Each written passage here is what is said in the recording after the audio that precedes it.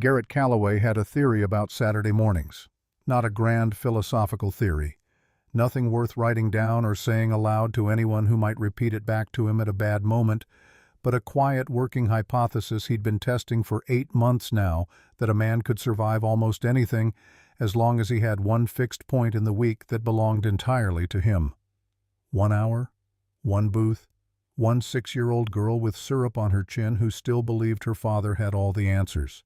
Rosie's Cafe on North Clark Street was that fixed point. He'd chosen it deliberately the week after the divorce papers were signed, and the apartment in Logan Square still smelled like someone else's furniture and the wrong kind of quiet.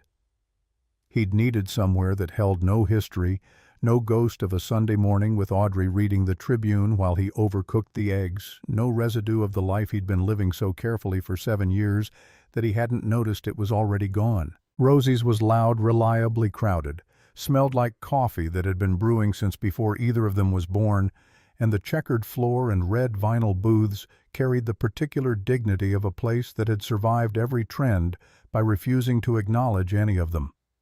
It was theirs now, his and Lily's.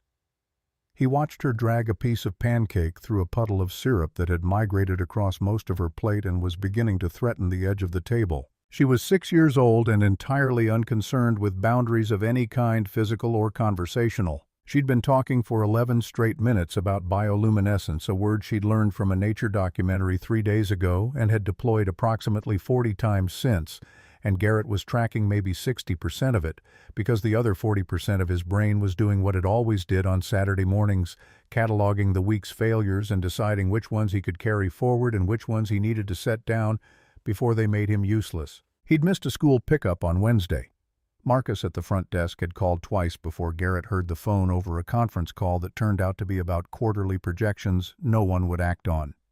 He'd made it in time barely, and Lily had been fine, cheerful, even drawing a bird on a paper bag she'd found somewhere, but the 15 minutes of pure cold panic between the first call and the parking lot had rearranged something in his chest that hadn't fully settled back into place. "Daddy!" Her voice cut through the ambient noise of the cafe with the precision of someone who had extensive practice.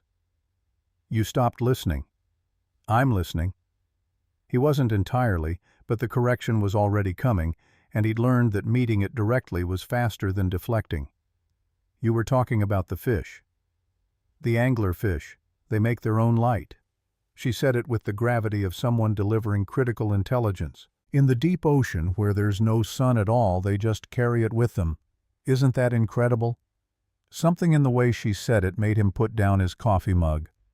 She was looking at him with her mother's directness and her own particular intensity, syrup drying on the corner of her mouth, light-up sneakers, tapping a rhythm against the booth seat, and for a moment the noise of the cafe receded entirely. "Yeah, Bug." The words came out quieter than he intended. "That's incredible." She accepted this and returned to her pancakes. Garrett picked up his mug again and let his gaze drift across the room in the way it did when he needed to think about something without appearing to think about it. Rosie's was at full Saturday capacity, the particular organized chaos of a Chicago cafe in March when the weather outside still hadn't made up its mind and everyone was gratefully indoors. The booth by the window had a family of 4, 2 kids about Lily's age, the parents doing that wordless partnership thing that used to make him feel hopeful and now produced a specific quiet ache he'd gotten fairly good at ignoring. A group of college students occupied the long table near the jukebox. Solo readers with earbuds. Couples. An older man with a newspaper who had been there every Saturday. Garrett could remember always with the same coffee, always with the same section, never appearing to turn the page. The door opened. Garrett didn't notice immediately. The cafe door opened and closed dozens of times an hour, and he'd long since stopped tracking it. But the room's energy shifted in a way that was difficult to name precisely, not silence. Nothing so dramatic as that, more like a slight drop in the collective attention, the way a room adjusts when something enters it that demands to be processed. He followed the drift of other people's gazes toward the entrance and saw her. She was young, late 20s, wearing a dark teal sweater that was slightly too large in the shoulders, her dark hair pulled back with the kind of thoroughness that suggested she'd wanted it out of her face rather than arranged for any particular effect.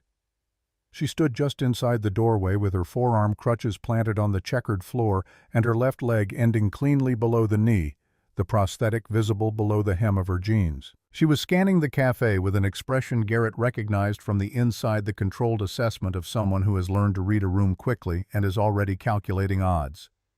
The odds this particular Saturday morning were not good. Rosie's was packed. He watched her move deeper into the room, navigating the narrow aisles between tables with the practiced efficiency of someone who had long since stopped having the option of moving carelessly. She reached the booth near the back corner first, where a pair of women in running gear had their bags occupying the empty bench. He couldn't hear the exchange, but he could read at the slight tilt of her chin when she asked the two women's brief eye contact with each other, the almost imperceptible shake of the nearest woman's head, the pat on the bag that was both apology and refusal. The woman smiled. The smile was the worst part. She moved to the next table. A couple young, absorbed in each other the way people are in the early months when the outside world is genuinely irrelevant. The man shook his head without looking up from his phone. The woman's attention never left her own screen.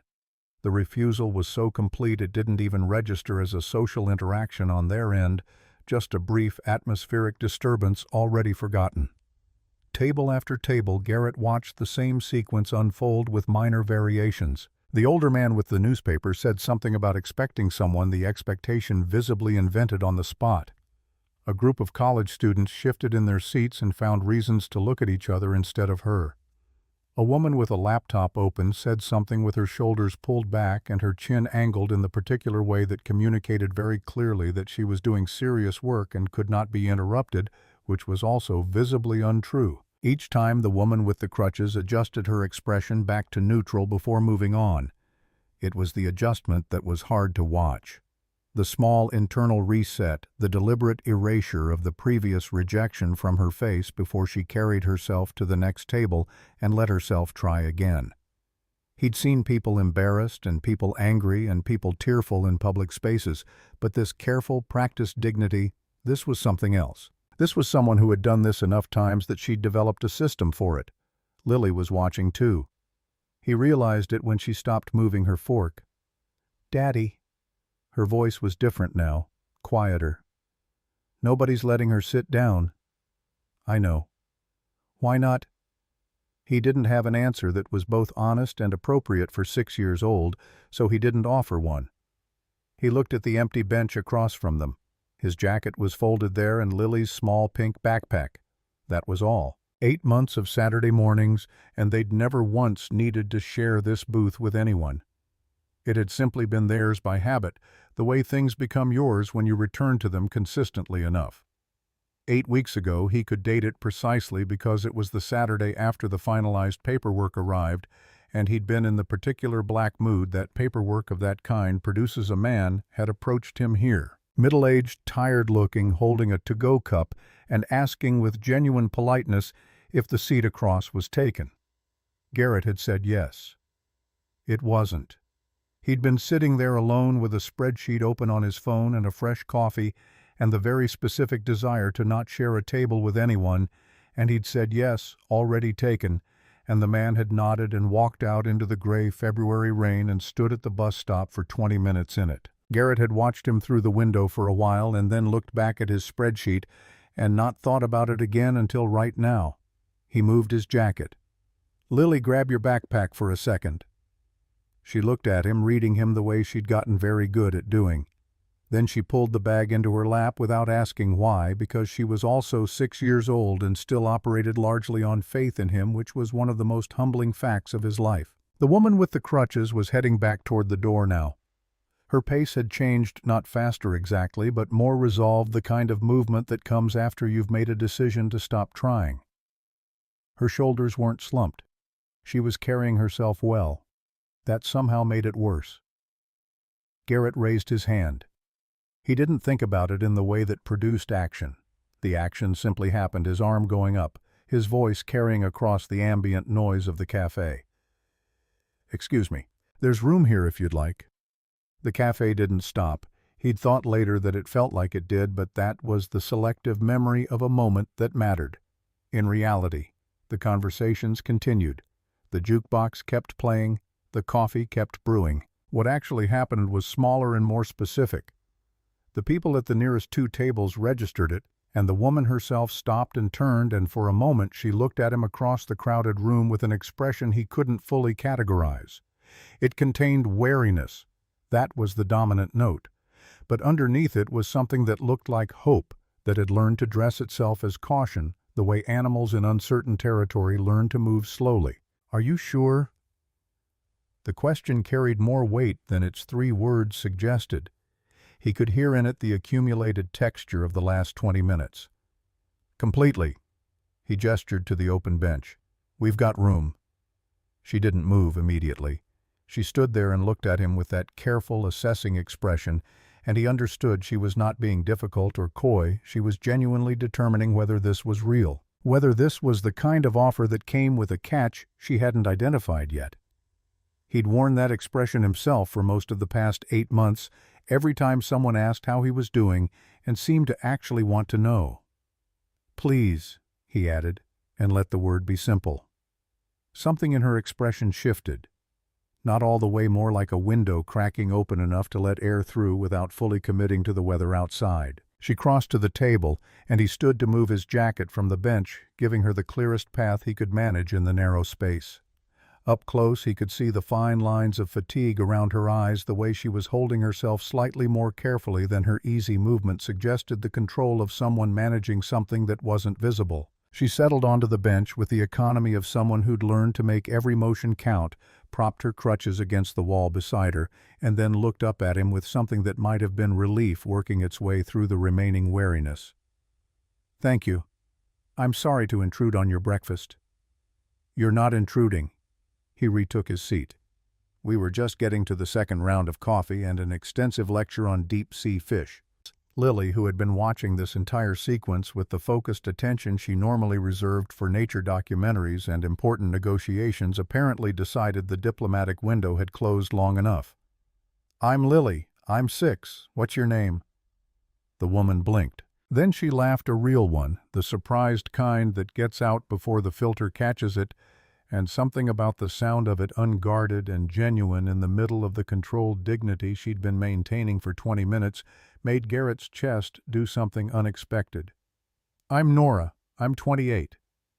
"That's old," Lily said with the pure, neutral accuracy of someone who has not yet learned that accuracy and tact are sometimes in conflict. Garrett put his face in his hand briefly. Nora laughed again, and this time it settled into a real smile that reached her eyes. "You know what, you're not wrong.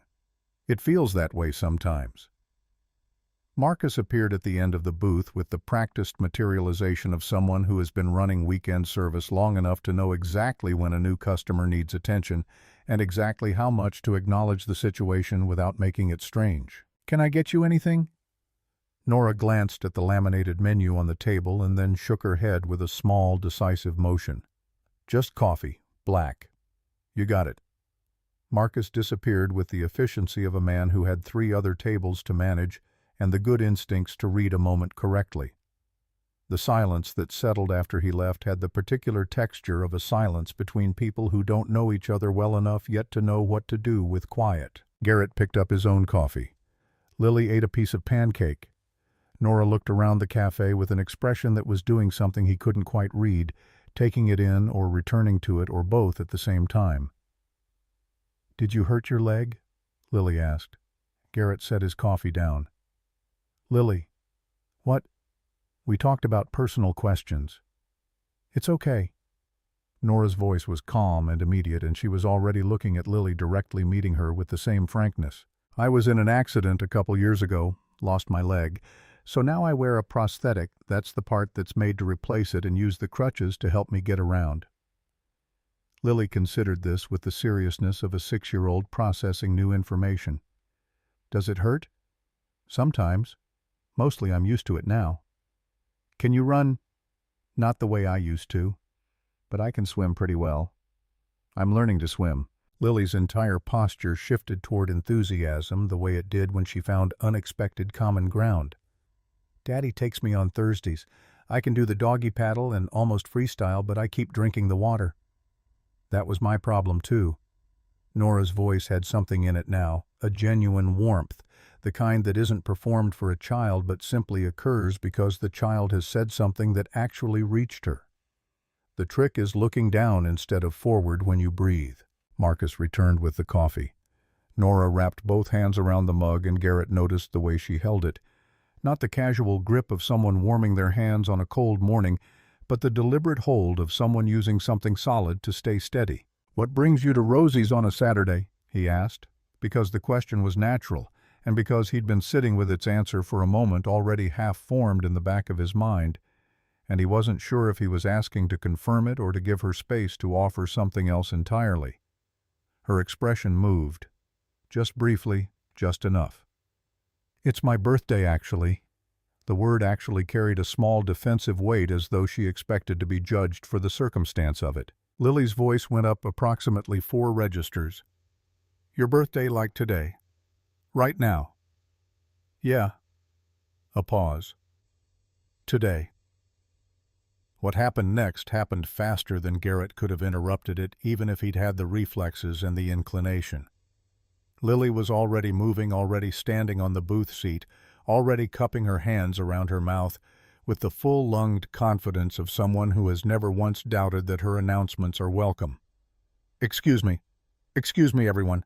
"Lily," Garrett reached for her, his hand closed on empty air. "It's this lady's birthday and we need to sing happy birthday right now."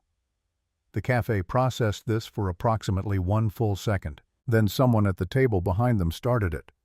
A man's voice, low, a little rough, and someone else joined, and then it was simply happening the way things happen in crowded public spaces when someone removes the first brick of social inhibition and everyone discovers they were waiting for permission.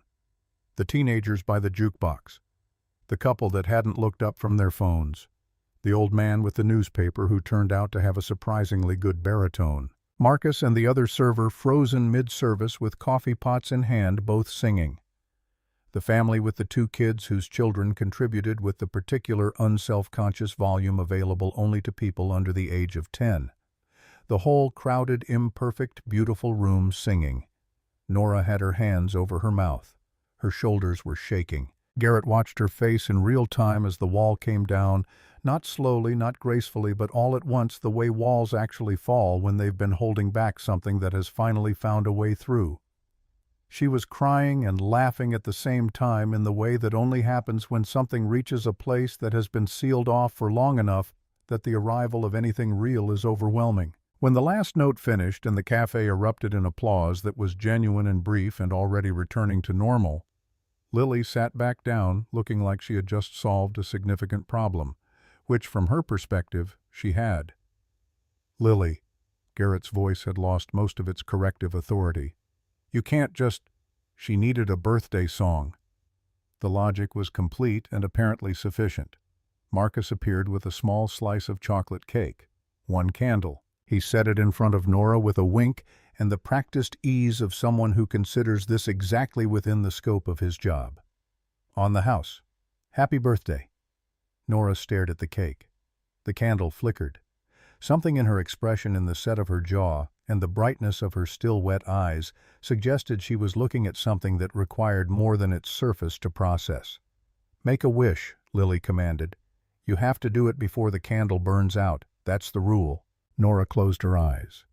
Garrett watched her hold herself very still, and he had the strange sensation of witnessing something private, not in the way that made him feel he should look away, but in the way that made him understand that what was happening behind her closed eyes was real and not small.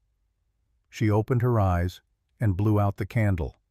The tables nearby applauded again, smaller and warmer. Lily put her hands together with the satisfaction of someone whose project has concluded successfully. "What did you wish for?" "Can't tell you." Nora's voice was thick but steady. "Or it won't come true." "That's a real rule," Lily confirmed. "Same as shooting stars." They shared the cake with 3 forks, Lily having produced a philosophical framework in which birthday cake existed outside the normal caloric accounting of breakfast, and was therefore always appropriate. Garrett didn't argue the point. The warmth spreading through his chest as the three of them worked through the small slice was something he couldn't have accounted for an hour ago and didn't entirely know what to do with now. "So, what do you do, Nora?" he asked, "besides have birthdays and cafes?"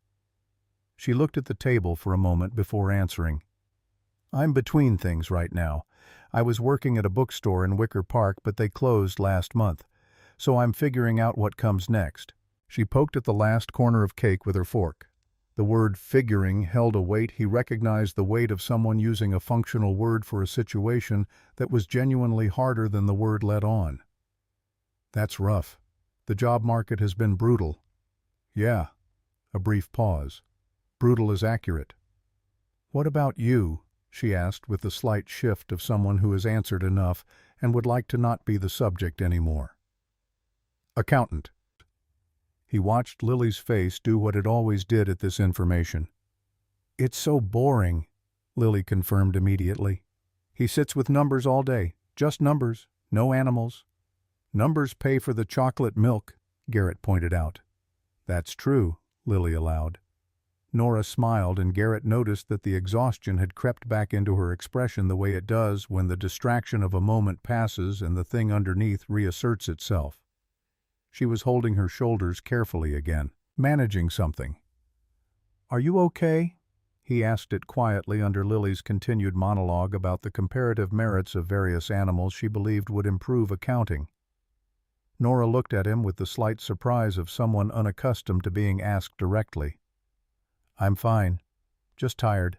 It's been a long week." He didn't push. He knew exactly what that sentence was doing, had used it himself constantly, the polite container that held everything that was actually going on without requiring you to put it anywhere visible. Fine. Tired. Long week. The complete non-answer that people accepted because the alternative was a conversation nobody had signed up for. He let it go. She wasn't obligated to give him anything real. They'd shared a table for 40 minutes. Lily told Nora about her stuffed animal collection, 47 in total, organized by species and then by name within species. Nora listened with the kind of attention that wasn't performing interest but actually had it.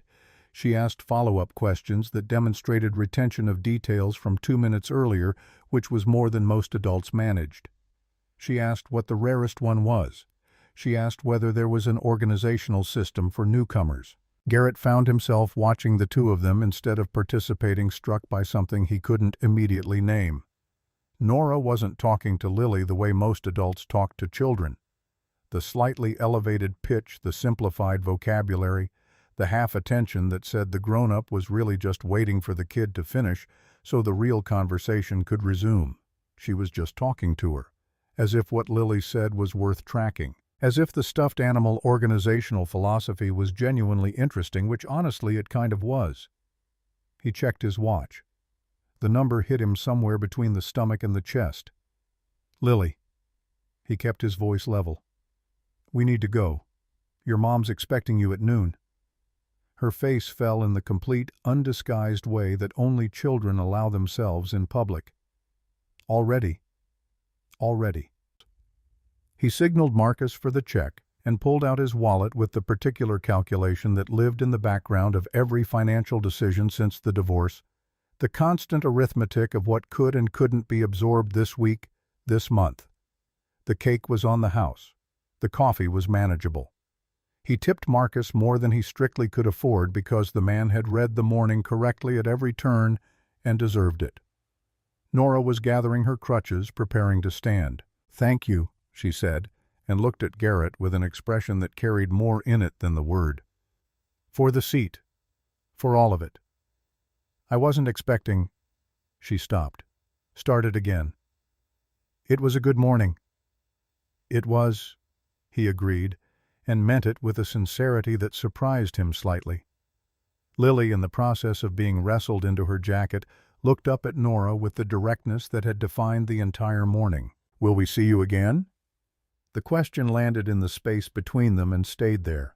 Garrett watched something move across Nora's face, the same flicker he'd seen when she first approached the booth that guarded hope, the feeling of wanting something and not being sure it was safe to want it. "I don't know," she said honestly. "Maybe." "We're here every Saturday." Lily delivered this information with the confidence of someone establishing the relevant facts for a business negotiation. "Same table, same time. It's our tradition." Garrett started to say something about not wanting to put pressure on anyone, and Lily cutting across whatever he might have managed with a cheerful, "Okay, bye, Nora," that made the woman laugh one more time, that same surprised, unguarded sound, and then they were moving toward the door, Lily holding his hand and pulling him with the certainty of a child who knows where she's going and trusts that he'll follow. At the door, Garrett glanced back. Nora was still at the table, both hands around her coffee mug, looking out the window at the street. She hadn't left yet. He didn't know if that meant anything. He told himself it almost certainly didn't. The March air outside had the particular bite of a city that was technically past winter and emotionally still fully committed to it. Lily chattered through the walk to the car about Nora's prosthetic and whether it was like a robot leg and whether robot legs could eventually be upgraded, which led into a longer digression about whether robots could learn to swim, which was still ongoing when he got her buckled into her car seat. He pulled out of the parking structure and onto Clark Street and let the city do what it did on Saturday mornings, show its whole self, loud and various and indifferent to individual stories. He was processing the last hour with the part of his brain that processed things sideways, not head-on. The cafe full of people who'd found polite reasons to say no, the way each refusal had taken something small from her posture, the laugh she hadn't been able to help, the birthday wish she'd held so still for. His phone buzzed in the cup holder. He waited until a red light to glance at it. A text from Audrey. "I'm back in Chicago. Moved in yesterday. We need to talk about Lily and about some other things. Can you call this week?" He read it twice. The light changed. He put the phone back in the cup holder and watched the road. Lily had stopped talking about robot swimming and gone quiet in the particular way that meant she was thinking about something she wasn't sure how to say. He knew the shape of that quiet. He'd been learning its different textures for 8 months. "Daddy." Her voice was small and careful. "Yeah, Bug." "Do you think Nora's okay? Like for real okay?" He kept his eyes on the road. "I think she's figuring some things out, like a lot of people. She seemed sad even when she was smiling." A pause. "You do that sometimes too." He didn't answer immediately. The city moved past the windows, the brownstones, the corner stores, the particular Saturday morning version of Chicago that was always slightly gentler than the weekday version. In the rearview mirror, Lily was looking out her window with her serious face on the one that made her look briefly like someone much older than 6. "Yeah," he said finally. "Sometimes people carry things that don't show up in their face right away. That doesn't mean they're not okay. But it doesn't mean they are either." He had no answer for that. He just drove. And somewhere in the space between Lily's observation and the buzz of his phone still sitting in the cup holder, Garrett Calloway had the quiet, unsettling awareness that something had shifted this morning in a way he didn't have language for yet. Not dramatically, not in any way he could have pointed to and named, but the way certain mornings are different from the ones before them, not because of what happened, but because of what they opened a door he hadn't known was closed, swinging on its hinge, letting in air he hadn't realized he'd been missing. He drove. Lily watched out the window. The city kept going around them the way cities do, utterly indifferent to the small and enormous things that happen inside them every single Saturday morning. She came back the following Saturday. Garrett had told himself he wasn't watching the door. He'd been moderately successful at believing it until the moment Nora walked through it, and he felt the particular release of tension that only occurs when something you've been bracing against doesn't happen. She was wearing a different sweater this time, gray, slightly less oversized, and her hair was down. She scanned the room with the same quick assessment as the week before, but this time her eyes found their table without the extended search, and something in her posture changed when she located it, a small settling like a compass needle finding north. Lily saw her at the same moment and made a sound that caused the nearest 4 tables to look up. Marcus led Nora over without being asked, as though the arrangement had already been established in whatever internal ledger he kept of how Rosie's actually functioned versus how it appeared to function. He brought her coffee without her ordering it. Black. He didn't acknowledge this as anything remarkable, which made it more remarkable. The conversation that morning found its rhythm quickly, the way second conversations do, when the first one went well enough to establish a foundation without the pressure of having to build everything at once. Lily had spent the week researching bioluminescent creatures after their previous discussion, and had opinions about anglerfish that she delivered with the authority of someone who had consulted multiple sources. Nora tracked every word, asked which deep-sea creature Lily found most frightening, and then genuinely debated the answer when Lily said the giant isopod, because Nora's position was that anything that could survive pressure that would flatten a submarine deserved more respect than fear. Garrett watched them argue the taxonomy of scary versus impressive, and felt something in his chest do the thing it had done the previous week, that unexpected warmth, that sense of a room becoming more fully itself when a particular person entered it. By the fourth Saturday, the booth by the window was simply theirs. Marcus stopped asking. The coffee appeared. The table was always available regardless of the crowd, which Garrett had begun to suspect was not coincidence but rather Marcus exercising a quiet managerial discretion he would never acknowledge if asked. What had started as a single act of basic decency was becoming something with weight and structure, a habit, a small weekly world with its own internal logic and its own cast of three. Outside of Rosie's things moved more carefully. Garrett had learned the cost of moving towards something without checking the ground first, but by early April, the texts had started casual. Initially a link from Nora about anglerfish cognition, with the note, "Lily wins the argument," his response being a photo of Lily's reaction when he showed her, which was triumphant beyond any reasonable proportion to the victory. The thread evolved. They texted daily by the end of the second week, not about anything substantial, but with the particular frequency that signals something is being built without either party formally agreeing to build it. The phone calls started because of a parking ticket. He mentioned it in a text as the kind of minor frustration you drop into a conversation to fill space, and she called instead of responding because she explained, incapable of conveying the appropriate level of outrage about parking enforcement via text. They talked for 2 hours.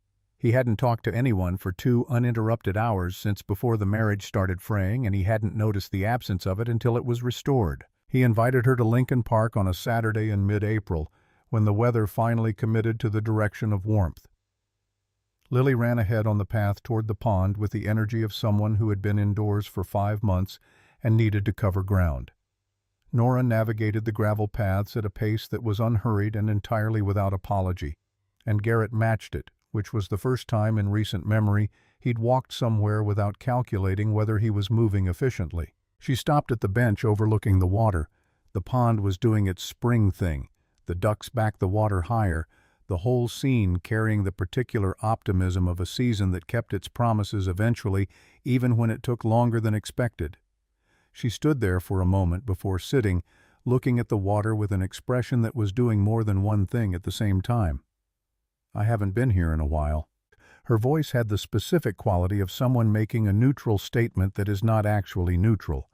"We used to come here. My family." Garrett let the statement sit without rushing past it. He'd learned in the past month that Nora talked about her family in small installments, not because she was deliberately rationing the story, but because the whole of it was too heavy to carry all at once. He'd been receiving these installments carefully, understanding without being told that she was watching to see what he did with each one. "Sophie loved the ducks," she continued. "She had a whole theory about which ones were in charge. She could watch them for an hour." "How old was she?" 8. A pause that held its own weight. "She wanted to be a vet, spent her allowance on food for the stray cats in the neighborhood, every single one of them without exception." He didn't fill the space after that. There was nothing to say that wouldn't reduce it. They sat on the bench, and Lily came running back breathless with new evidence about duck leadership hierarchy, and Nora engaged with it so seriously that by the end, Lily had revised her primary candidate based on observational data gathered in the previous 10 minutes. Garrett sat between them in the April sun and thought about how you couldn't engineer a good moment, how it simply arrived sometimes while you were sitting somewhere ordinary with people who had become necessary to you before you'd noticed them becoming so. April gave way to May. The Saturdays expanded naturally into Saturday afternoons and then into other days entirely. Lily had appointed herself official duck census coordinator at Lincoln Park, maintaining a running count she reported to Nora with field researcher seriousness. They developed the shorthand of people who had accumulated enough shared reference to communicate in partial sentences. On a Tuesday evening, Garrett made his grandmother's apple pie from a recipe he'd nearly lost and texted Nora a photo. She called within 3 minutes to provide detailed technical notes on the crust that were simultaneously correct and completely unsolicited. He was falling in love with her. He understood this around the third week of May with the clarity that arrives not from a single dramatic moment, but from the weight of ordinary ones accumulating past the point of deniability. The way she stored answers from previous conversations with Lily and deployed them weeks later in follow-up questions. The way she pushed back on him when he was wrong directly without the cushioning that made disagreement feel like management. The way she looked at him sometimes in the unguarded seconds before she caught herself doing it with an expression he couldn't name precisely, but recognized the way you recognize something you're not yet ready to say aloud. He said nothing. He'd learned patience with things that mattered. The first Saturday in June, Lily had a swim meet at the aquatic center on the north side. Garrett had mentioned it in passing, a logistical detail in a longer conversation, and thought nothing more of it. Nora arrived at the bleachers carrying a piece of poster board that said, "Go Lily," in construction paper letters, surrounded by hand-drawn stars, the kind of sign that required most of an evening to make.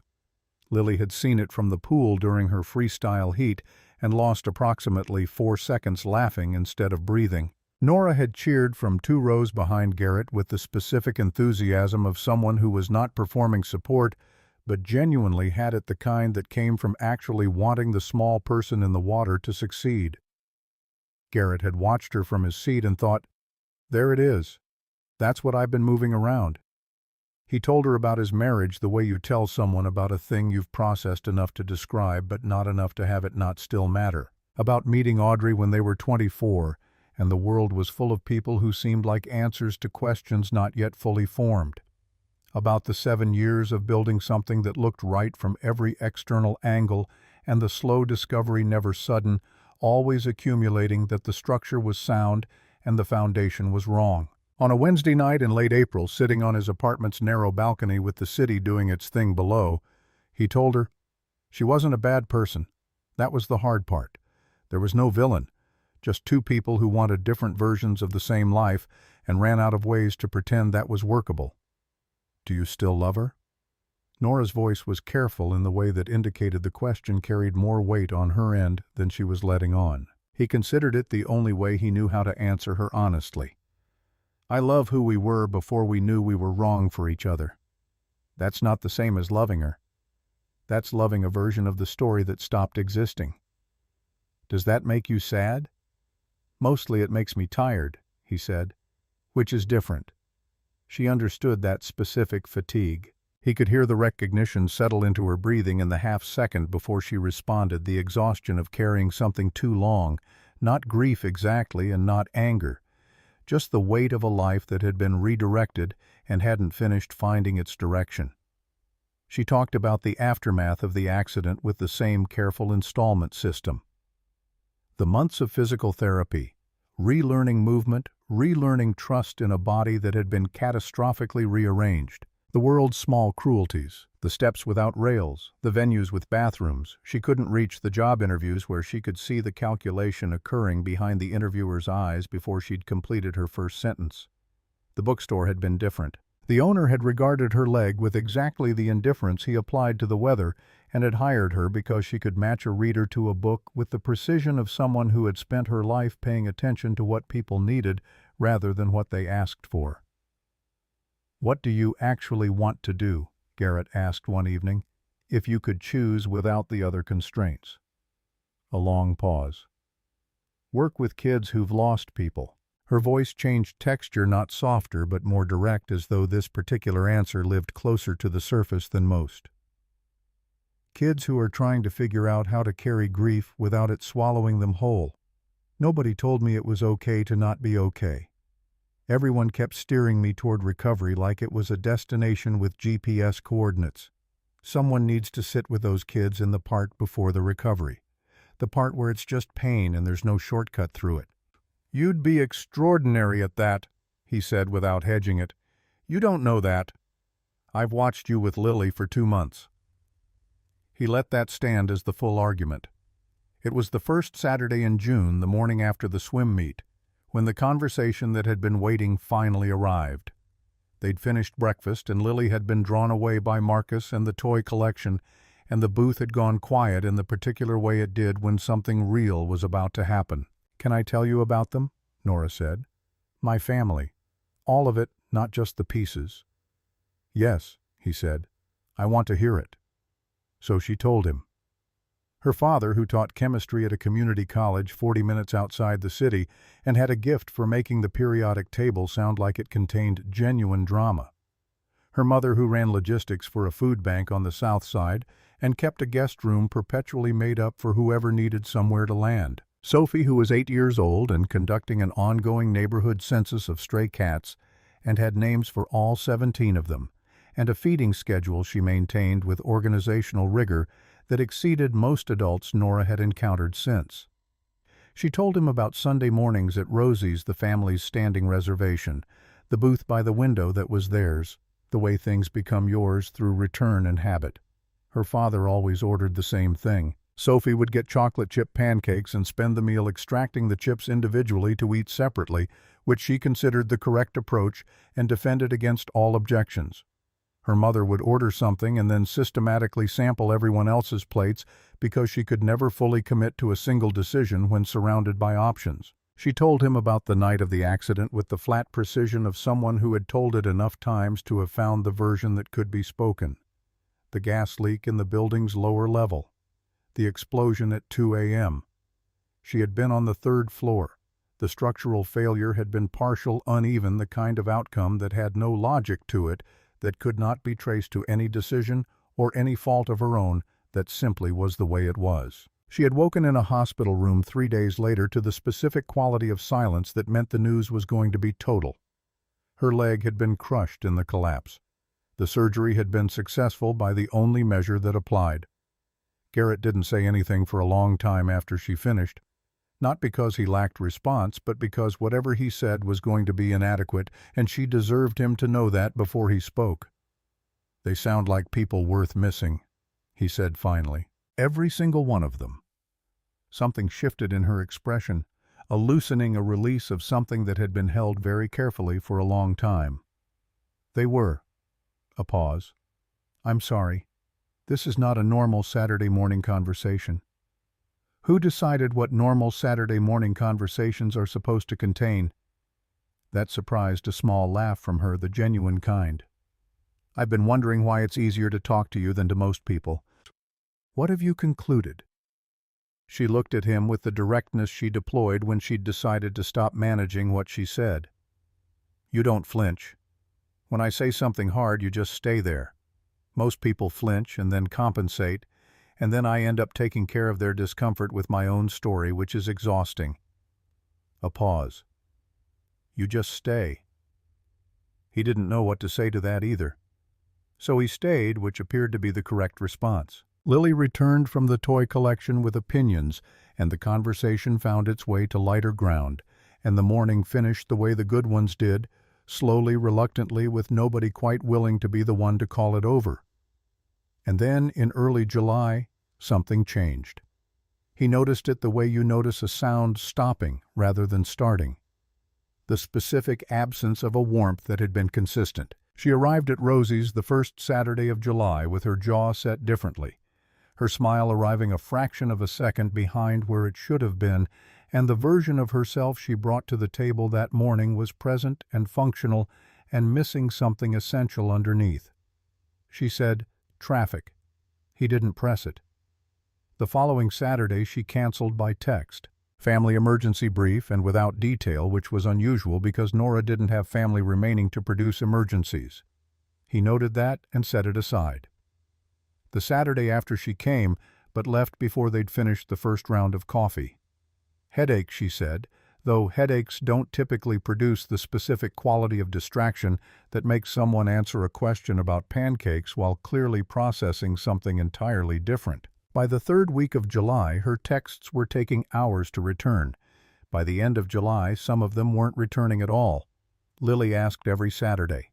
Her voice got smaller each time she asked, in the way of someone who is beginning to suspect the answer but isn't ready to receive it. Garrett told her Nora was busy. He hated the word for what it cost Lily and for how precisely it closed a conversation without answering it. The Saturday morning in the third week of August, Lily at a friend's sleepover. The cafe quieter than usual for a weekend, Garrett sat at their table alone for the first time in months and understood that he had been waiting for something to resolve itself that was not going to resolve itself. The silence had a shape now. It was the shape of someone who had made a decision and was hoping that a gradual execution of it would feel less like a choice and more like a natural conclusion. He recognized that shape because he had made it himself once in the 4th year of his marriage, when he'd known something was wrong and spent 6 months choosing distance over the conversation he was afraid of having. He gave her 2 more weeks. He was not a person who forced confrontations before they were ready. But by mid-August, he had been sitting with a specific dread for 6 weeks and had run out of patience for the polite fiction that nothing was happening. He called on a Tuesday. Lily was asleep. The apartment held the particular quiet of too many evenings spent alone with things that had nowhere to go. "What's going on, Nora?" A statement rather than a question. Questions could be redirected. The silence on her end lasted long enough to have content. "I'm fine." "You're not." His voice stayed level, not hard, not wounded, just the firmness of someone who had decided to require the truth. "I'm not calling because I'm angry. I'm calling because I've watched you disappear in slow motion for 6 weeks and I don't know what I did, and I need to." "You didn't do anything." "Then what is it?" Another silence. He heard the controlled exhale he'd learned to recognize the sound of her managing something before she let any of it out. "I can't keep doing this. Being part of your life. Getting attached to something I have no claim to." His chest tightened with the specific immediacy of someone who has just heard the shape of a loss they were trying to prevent. "I don't understand what you mean." "Audrey is moving back to Chicago." The directness of someone releasing information they've been carrying alone past the point of being able to carry it. "Lily told me in July. She said her mom was looking at apartments near the school. She said her mom wanted things to go back to how they were. She said she told her mom she wanted her family together again." Garrett sat very still. He could see the architecture of the misunderstanding clearly, the way a single conversation filtered through a 6-year-old's understanding, and her 6-year-old's wish could arrive at the other end as something structurally different from what had actually occurred. "Nora." He kept his voice careful. "Lily is 6 years old. She doesn't have access to adult context. She wants her parents together." The words came with the controlled desperation underneath, like something rehearsed that was breaking through the rehearsal anyway. "She wants normal, and I'm in the way of that. I'm not her family. I'm someone you felt sorry for in a cafe who stayed too long in a space that was never actually mine." "None of that is true." The firmness in his voice arrived with its own clarity. "Not one word of it. Be honest with yourself. You have a real chance to give Lily what every kid wants. Both her parents, the same house, the version of things that doesn't need explaining to her friends. Why would you give that up for—" She stopped. He heard her register what she'd been about to say. "For you," he supplied it quietly. "Is that the end of that sentence?" The silence confirmed it. "I need to tell you something I should have told you a month ago," he said. "Audrey did come back to Chicago. She did talk to me. She suggested we try again for Lily's sake, and I said no clearly, immediately, without any ambivalence." A pause that had a different quality than the ones before it. "Why didn't you tell me?" There it was. The question that had no version of a good answer, because all the technically accurate answers it was handled. It was over there was nothing to report, were true in the way that incomplete truths are true, which is to say, not entirely. Not. The whole truth was that he had known somewhere below the level of his explanations for things that telling her would produce exactly this, and he had been afraid of losing her before he'd found the nerve to tell her what she actually was to him. "I should have told you," he said. "That was wrong. I'm not going to dress it up." A longer silence.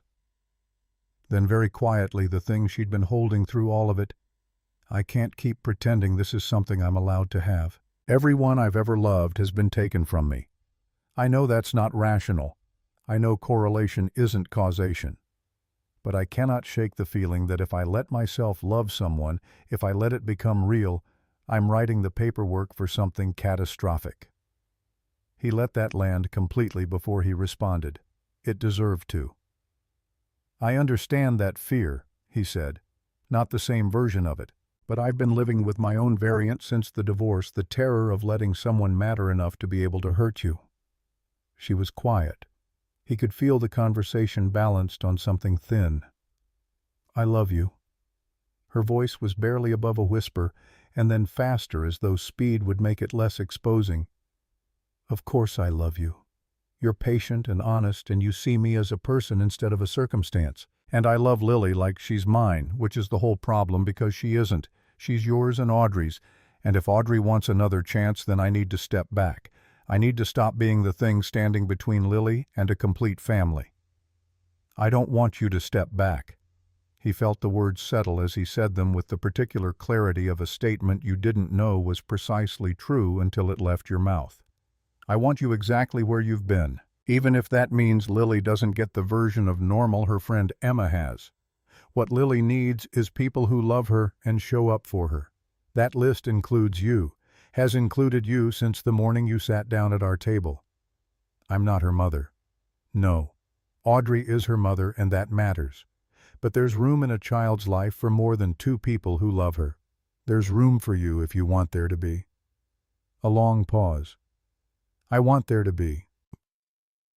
The longing in it was almost difficult to hear directly, but wanting something doesn't make it safe to have. Nothing is safe. He let that be simply true.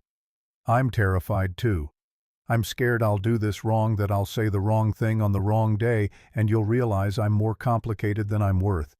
But I'm more scared of losing you because I was too careful to be honest about what you are to me." A breath. "I'm in love with you, have been for months. I kept waiting for the uncertainty to decrease before I said it, but the uncertainty isn't going anywhere, so I'm saying it now instead." The silence on the other end had a different density than the silences before it. Not empty, full of something being carefully processed. "What if we try and it fails? Smaller now. What if we hurt each other? What if Lily gets more attached and then we fall apart and she loses someone she loves?" "Those are real fears," he said. "I can't promise none of that happens. What I can promise is that I won't run when things get hard. And I need the same from you, not a guarantee, just a promise that when you're scared you say so, instead of disappearing." He paused. "This last 6 weeks have been their own kind of terrible, Nora. Not knowing if you were okay, not knowing what I'd done. Watching Lily ask about you every Saturday with her face getting a little smaller each time. The sound she made was somewhere between a breath and a word. I thought if I backed away slowly enough it would hurt less than a clean break." A pause. "It just hurt differently." "Then don't back away," he said. "Stay. Even though it's scary, and there are no guarantees. Just stay, and we figure the rest out from there." The silence stretched in the way of something that needed to happen in its own time. He held it without filling it. "Okay." So quiet he nearly missed it. "Okay, I'll stay." The relief moved through him like something physical, a full-body release of tension he hadn't entirely registered he'd been holding. Yeah. A pause. "But we have to talk to Lily. Really talk to her. This week, I promise. And Audrey, there can't be any ambiguity about where things stand. There won't be." A longer pause, and then with the specific fragility of something being offered at real cost. What if Lily doesn't want this? What if she's been hoping? She asks about you every single Saturday, he said. Not whether you're coming, always why you're not there yet. The sound she made this time was closer to a laugh, brief and unsteady. I miss her. I miss both of you. Then Saturday, I'll be there. They talked for another hour, the careful, practical conversation of two people beginning to construct something real, working through the fears and the logistics and the thousand small negotiations that come with deciding to stop being cautious about each other. By the time he set his phone down, the city outside had gone fully dark, and he felt simultaneously exhausted and more alert than he had in weeks. The conversation with Lily happened Thursday evening. He sat on the edge of her bed, surrounded by the organized society of 47 stuffed animals, and tried to find language that was both honest and sized correctly for 6 years old. She looked up from her book before he started. Is it about Nora? He should have been surprised. He wasn't. Yeah, Bug, it is. She set the book down with the complete attention she reserved for important things. I know I told Mom I wanted you and her to get back together, she said carefully. Emma's parents did that, and Emma said it was the best thing that ever happened. Emma's family found what worked for them. Families look a lot of different ways. Like us. Like us. And what we have works. Your mom loves you completely. I love you completely. That doesn't change regardless of anything else. She considered this with the judicial gravity she brought to serious questions. But what about Nora? He took a breath. I love her. Different from how I loved your mom, but yes, that kind of love. Lily studied him with her mother's directness. Does she love you? I think so, but that's something she and I figure out together. She does. Said with the absolute certainty available only to 6-year-olds and people who have been paying very close attention. She looks at you the same way you look at her, like you're both happy and sad at the same time, like it's a lot. He pulled her into a hug and held on longer than was strictly necessary, breathing in strawberry shampoo and something that was simply irreducibly her. Against his shoulder, her voice, Can we still have Saturdays just us? Always. That's ours. I promise. A moment of deliberation. Then, with the pragmatic generosity of someone who has weighed the evidence and is prepared to act on it. Then yeah, she can come to the other stuff. He called Audrey the next morning. He drove to her building in Lincoln Park that afternoon, the kind of building that looked like everything she'd been working toward when they were together, and they sat in the lobby with coffee, and he told her clearly and without drama where things stood. She listened. She was quiet in the way she got quiet when processing something that required updating a working assumption. Then, tell me about her. He did. He left out what wasn't his to share, but gave her enough who Nora was, how she'd arrived, what she was to Lily, what she was to him. Audrey looked at her coffee cup for a long time after. She sounds like someone who understands what it costs to keep going after you've lost something real. A pause. That's probably what you need. Someone who knows the weight of things. Is that your way of saying I'm difficult? You're not difficult. The weariness of someone stating a thing they've considered carefully. You feel things that take up a lot of space. I ran out of room for it. Not everyone will. They sat with the atmosphere of two people who had loved each other genuinely and damaged each other honestly and arrived at something that wasn't friendship, but was significantly more than its alternative. He thanked her. She told him not to waste it with the delivery of someone who had already thought through the consequences of the alternative. He drove home through the late afternoon city, the sun going orange and long across the rooftops, and felt the weight of a week that had moved towards something instead of away from it. Saturday was 2 days away. Nora had said she'd be there. He intended to believe her. He had learned over the previous months to know the difference between the things worth holding and the things worth releasing, and this was a thing he was going to hold. She was already there when they arrived. Garrett had texted the night before to confirm, and she'd sent back a single line, "I'll be there, I promise," and he'd read it twice and set his phone face down on the nightstand and told himself that was enough. It wasn't quite enough. He was awake at 5:30, regardless not from dread but from the specific alertness of someone who has staked something real on the next few hours and cannot convince their nervous system that patience is an option.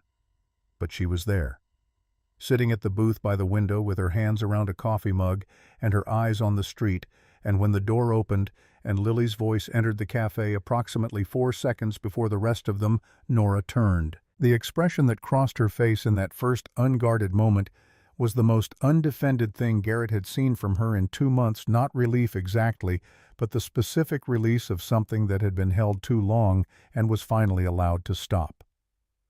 Lily crossed the cafe in a straight line with complete disregard for the other tables and wrapped both arms around Nora from the side. Nora caught her without hesitation. The grip communicated something that words in that moment would only have made smaller. "I missed you." Lily's voice was muffled against Nora's shoulder. "I missed you too."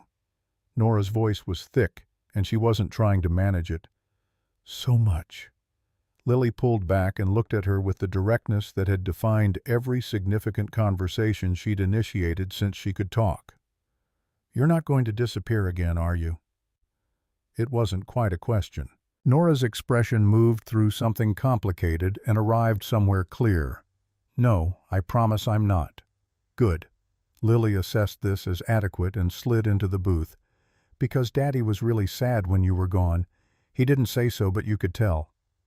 Garrett, arriving at the table in time to receive this, experienced the particular sensation of being accurately characterized by a 6-year-old in front of the precise person the characterization concerned.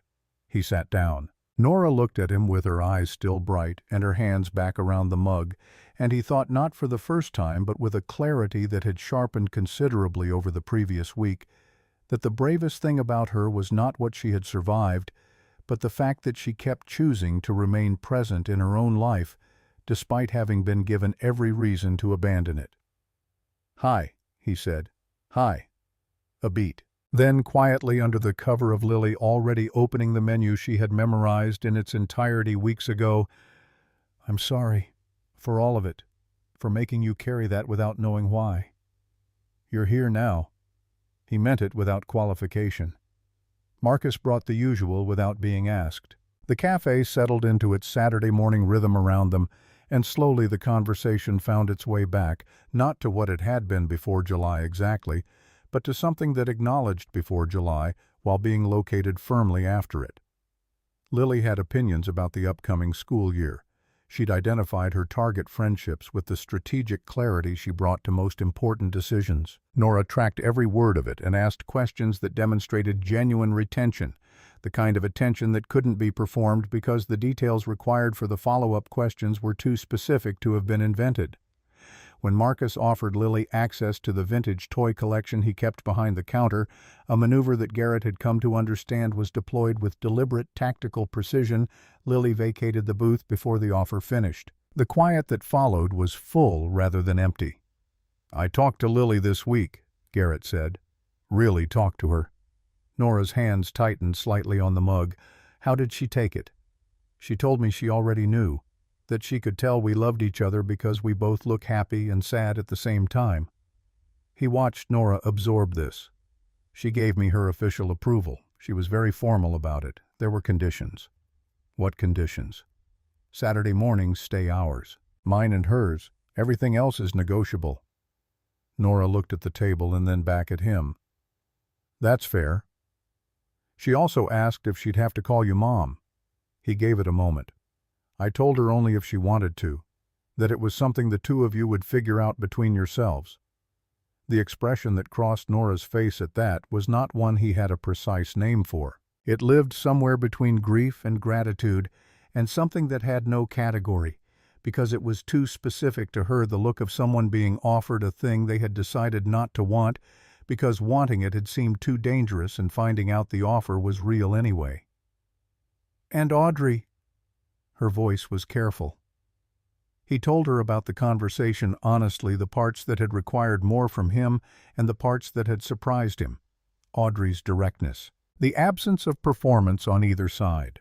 The moment near the end when Audrey had said something he hadn't expected, that she hoped Nora was everything he deserved, delivered with the flat sincerity of someone who had thought it through and meant it. "That's generous," Nora said. "She's not small," he agreed, "even when she's difficult." He reached across the table and covered her hand with his. The gesture was deliberate and simple. "All the external pieces are handled. The only question left is what we want." She looked at their hands on the vinyl surface of the booth that had been theirs for over a year. "I'm still scared." "I know. What if we get this wrong?" "Then we deal with it. No cushioning around it, just the plain fact. I spent a year making every decision from a place of fear, afraid of needing someone again, afraid that wanting something was the same as guaranteeing I'd lose it." His thumb moved across her hand. "I'm done making decisions from that place. I want to take you on actual dates. I want my sister to know who you are. I want to find out what this becomes instead of being too careful to find out." A pause. "I want you to stop waiting for me to realize you're more than I can manage, because I already know you're not." She made a sound that wasn't quite a word. Her free hand came up briefly to her mouth.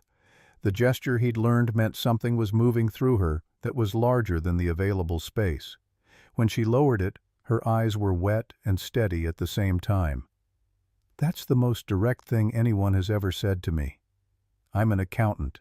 Ambiguity costs money." She laughed, and the laugh broke something open cleanly. "I love you," she said, not quietly this time, not with the whispered quality of the phone call, just directly the way she said things when she'd decided to stop being careful about them. "I have for a while, and I'm done being scared of it." "I love you too." He let it be that simple. "Have been." From somewhere behind the counter came Lily's voice, delivering what sounded like a definitive ruling on the subject of a specific toy's historical authenticity. Garrett and Nora both turned toward the sound and back to each other at exactly the same moment, and the shared impulse to laugh was its own kind of declaration. The weeks that followed had the texture of something being discovered that had been there all along. They went on actual dates, dinner in Andersonville, where the conversation outlasted every reasonable expectation of the staff, a film festival screening that failed in several technical respects and became one of their better stories. Sunday afternoons entered the weekly calendar with the naturalness of something filling a space that had always been its shape. Lily's Wednesday dinners became a standing arrangement. The apartment felt inhabited in a way it hadn't since Garrett had rented it, in the urgent disorganization of a life being rebuilt from scratch. The hard moments came because they always do, and because love does not solve the circumstances of a life, but gives you someone to be in them with. There was a November night when Nora had a panic attack triggered by a news segment about a building fire, the specific combination of images that unlocked something she couldn't always predict or prevent. Garrett found her on the bathroom floor and sat with her on the tile without trying to accelerate her through it.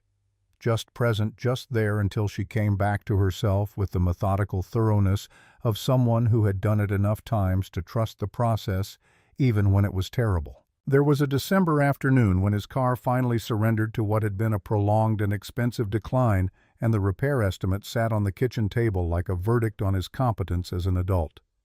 Nora didn't smooth it over. She sat across from him with the number between them and said, "Okay, what are the actual options?"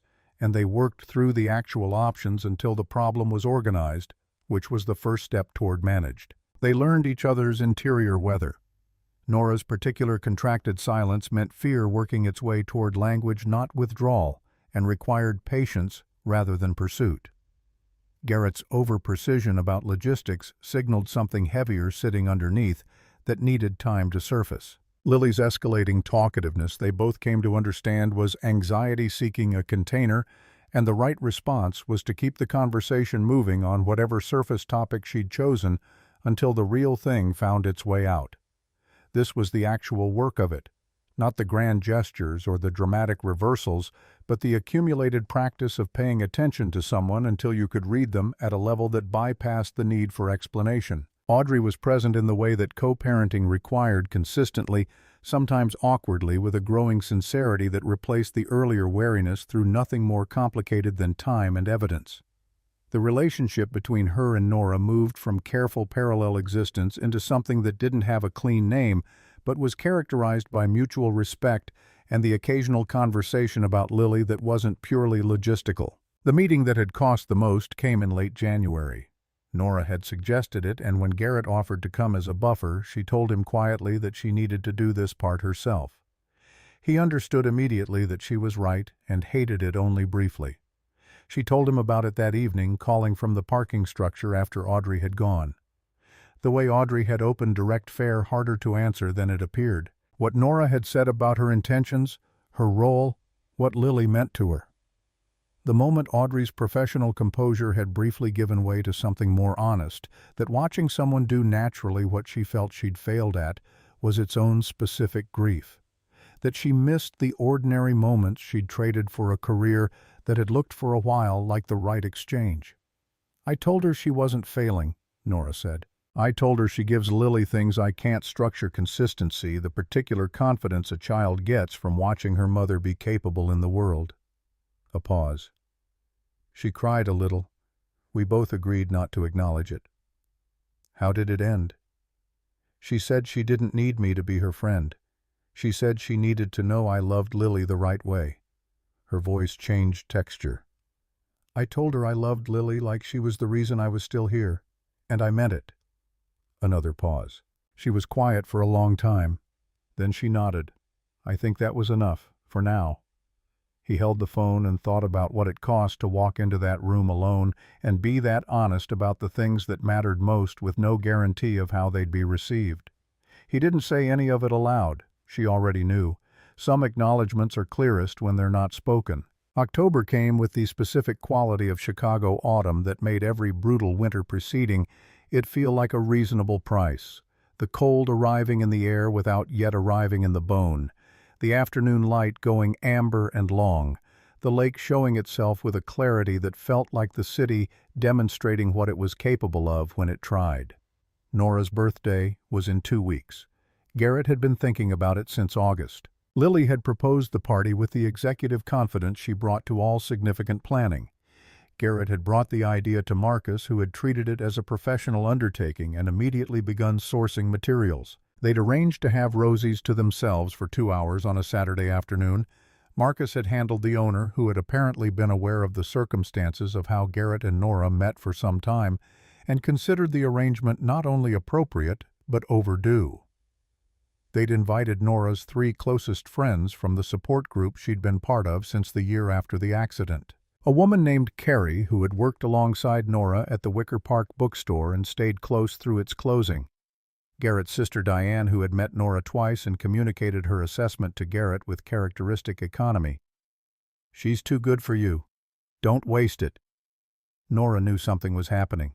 Garrett was a competent accountant and a transparently bad liar, and Lily had maintained the secret for 11 days before nearly releasing it at a Wednesday dinner when a related topic surfaced. Garrett had deployed the agreed signal, a specific double tap on the table, and Lily had physically pressed her own lips together with her fingers, which Nora had observed and chosen not to investigate. The morning of her birthday, Garrett and Lily arrived at her building with balloons and a box from the bakery on Milwaukee she'd mentioned once in passing 4 months earlier. He'd written it down. She opened the door and looked at the 2 of them and the balloons and understood immediately. "I knew something was happening." "You knew nothing," Lily said. "I knew something." "You knew almost nothing," Lily said, which was a distinction she appeared to consider important. They drove to Rosie's and Garrett held the door open and Nora walked in and stopped. The cafe had been transformed in the way that small spaces transform when the people who love them decide to make them magnificent for an afternoon. Streamers in deep blue and green string lights along the ceiling that Marcus had sourced from somewhere, a banner across the back wall in Lily's handwriting, large and slightly uneven, "Happy Birthday, Nora." And the people. 30 of them arranged across the cafe, who turned when the door opened and produced a sound that wasn't organized enough to be a formal cheer, but was entirely genuine, which made it better than a formal cheer. Nora stood in the doorway with her hands over her mouth and her eyes going immediately bright, and the expression on her face was the one Garrett had been quietly working toward, the open one, the one that didn't reach for anything to put in front of it. You did this, barely above a whisper. We did this. He gestured to Lily, who was already receiving what appeared to be congratulations from Marcus as though she were the primary architect, which she was. The party had the texture of something real. Nora's friends from the support group gathered around her with the ease of people who had sat together in hard rooms often enough to have bypassed the need for social performance. Carrie from the bookstore gave a short speech about what it meant to work alongside someone who could find the right book for the right person at the right moment, and framed it in a way that everyone understood was about more than books. Diane pulled Garrett aside and said, without introducing the topic, "Don't mess this up." He told her he didn't intend to. She said, "Intending isn't the same as not messing it up. Pay attention." But the moment that stayed, the one that would remain specific and clear and undiminished, was Lily's card. She'd made it at school over the previous 2 weeks, working on it during free periods with a concentration her teacher had apparently mentioned to Garrett at pickup as notable. He hadn't known what she was making. She presented it to Nora with both hands and a gravity that stilled the nearest conversations without anyone announcing that it should. Nora took it, opened it, read it, then read it again, then a third time slower. Inside, in the careful, deliberate printing of someone who had worked hard to form each letter correctly. To Nora. You are the best. I love you. Love, Lily. P.S. You are family now. Nora pulled Lily into her arms and held on. Lily, who had strong physical opinions about extended hugging, didn't move. When they finally separated, Lily's expression was satisfied in the specific way of someone whose communication has landed exactly where it was aimed. Nora's face was beyond what any available word could account for accurately. Later, when the cake had been served and the conversations had moved into their final hour, Garrett found Nora at the window she'd been looking out of the first morning they'd shared this table. The same glass, the same street, the same view she'd had when she was sitting alone and had not yet decided whether the kindness being offered was real or would run out. You okay? He came to stand beside her. I'm perfect. No qualifier attached to it, no hedge, just the statement meant. Good. He stayed beside her and looked at the street she was looking at. You deserve it. All of it. She turned to look at him, and in the late afternoon light coming through the window, she had the specific quality of someone who has traveled a very long distance and is only now in this moment beginning to believe they've actually arrived. I need to tell you something. His chest did its thing. Okay. I know we've only been officially together a couple of months. She kept her eyes on him. But I'm in this. Completely. You and Lily, you've given me something I'd close the door on. Not hope in the abstract. Hope for specific things. For Tuesday mornings. For pancakes. For arguments about whose turn it is to do something nobody wants to do. A breath. I used to think surviving the accident was a punishment. Like I'd been left behind as some kind of sentence. Her voice held steady. I don't think that anymore. And that's because of you. Both of you. He pulled her close. She came without resistance, her head against his shoulder, the warmth of the party still moving around them. I love you, he said. I've said it before, and I'll say it again every time it needs saying, which I expect will be often. She laughed against his shoulder, and the laugh was the real kind. I love you too. Even though you let Lily eat too much sugar, and you still haven't fixed the bathroom faucet. I'll fix it next week. You said that last month. This month I mean it more. She pulled back just enough to look at him properly.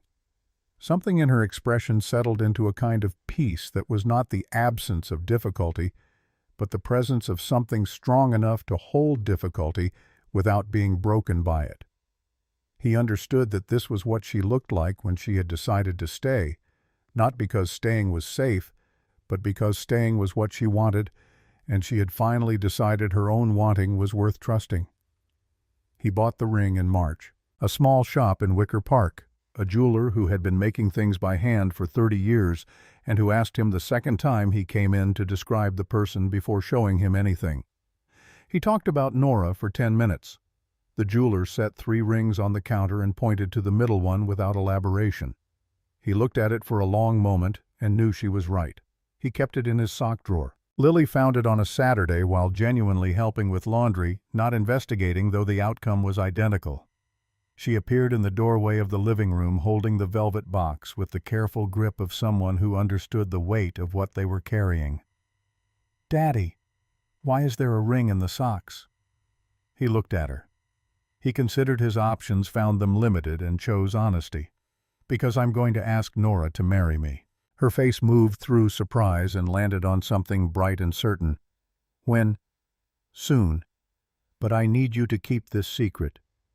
"I can keep secrets." She turned the box over carefully. "Can I see it?" He showed her. She examined it with the seriousness of someone conducting a professional evaluation, then handed it back. "She'll like it." A pause, and then in a different register, more careful. "Daddy, is it okay that I want this? Because it means Mom doesn't get another chance. And sometimes I still—" She stopped. "I still wish things could have been different, with Mom and you. Is that allowed?" He sat down on the couch and she came and sat beside him. He thought about how to say what was true without making it smaller than it was. "That wish means you loved what you had. That's not something to apologize for. Ever." He looked at her directly. "Your mom is your mom. That doesn't change. Nothing about this changes that. What changes is that there'd be one more person whose job it is to love you and show up for you, not instead of anything. In addition." She sat with this, the judicial face weighing. Then she stood with the air of someone who has reached a considered verdict and is prepared to act on it. "You should ask her at Rosie's. That's where you met. It would mean something." "That's a good idea. I know." She handed the velvet box back with the transfer of custody formality of someone completing an important handoff. "I'm going to be very secret about this." She lasted 11 days before nearly releasing it at dinner when the topic of jewelry arose adjacently. Garrett deployed the signal, a double tap on the table, and Lily clamped her own hand over her mouth, which Nora observed and filed without investigating because she was also by this point quite good at reading the room. He planned the proposal for the last Saturday in April, coordinated with Marcus 3 weeks out. Marcus closed Rosie's for an hour before the regular Saturday opening and set their booth with small early-season flowers, nothing theatrical, and good coffee. Just the three of them, and the booth by the window, and the cafe that had been the location of the most significant sequence of events in Garrett Calloway's adult life. Nora knew something was happening. She told him afterward that she'd known from the particular stillness of Lily in the car on the drive over. Lily's natural resting state was not stillness, and from the empty cafe, which had never once been empty when they arrived on a Saturday morning. He had prepared something, had actually written it out in the careful, organized way he approached things that mattered. The preparation did not survive contact with the moment. She was sitting across from him at their table with the morning light coming through the window behind her and the flowers on the table between them, and everything he had written ceased to be available. What came out instead was the true version, which was shorter and less organized, and entirely his. "A year ago you walked into this cafe looking for somewhere to sit," he said. His voice was not as steady as he would have preferred. "And I said yes.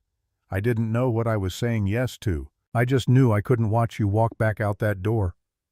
He reached into his jacket pocket. The box was there, solid and real. "I know now. I know exactly what I was saying yes to, and I want to keep saying it for as long as you'll let me." He opened the box. "Nora Beckett.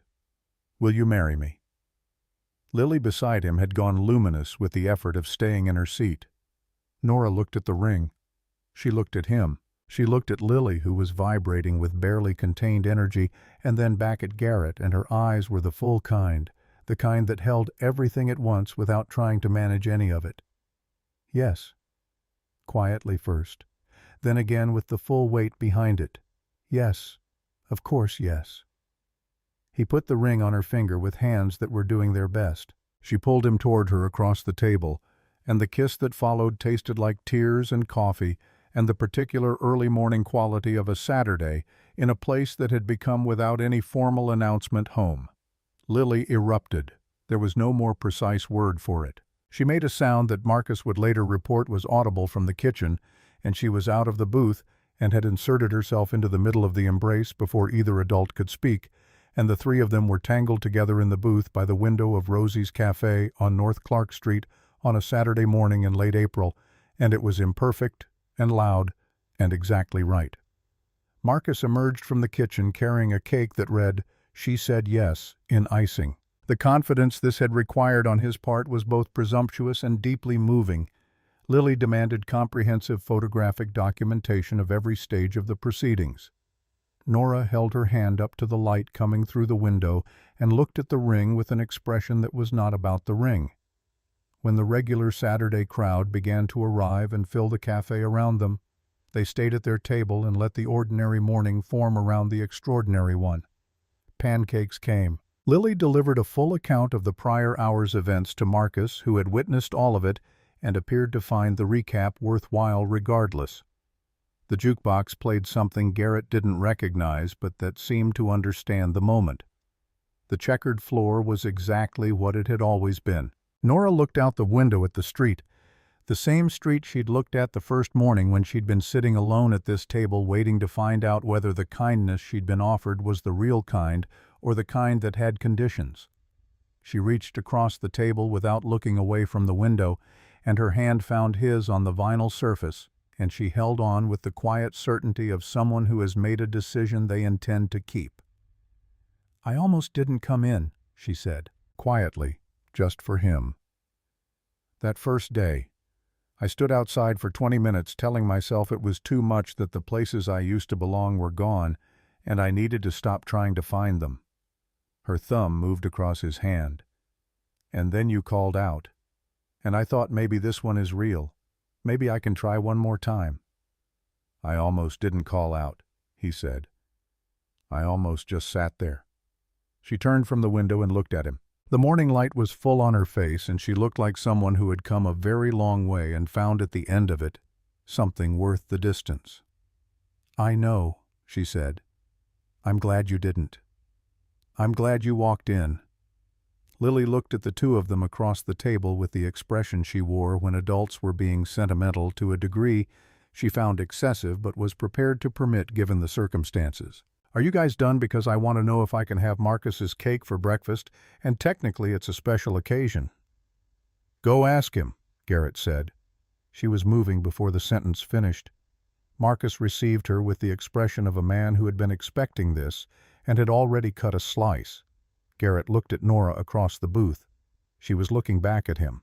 The cafe moved and breathed and clattered around them, full of people in the middle of their own Saturday mornings, their own ordinary lives that contained, as all ordinary lives do, the full weight of everything, the losses they were carrying, the things they were hoping for, the small brave choices accumulating quietly into something that looked from far enough away like a life. He had raised his hand in a crowded room and offered a seat to a stranger. She had crossed the room and taken it. Everything that mattered had started there in that one unguarded yes, not because the yes had been heroic or certain or made with any understanding of what it would become, but because it had been real. Because he had looked at someone who needed something ordinary and had decided for once not to look away. That was all it had taken. That and a 6-year-old with no concept of social inhibition and an accurate read on everyone in the room. The pancakes arrived. Lily came back with cake. The morning kept going the way mornings do, forward and full and entirely indifferent to how much it contained.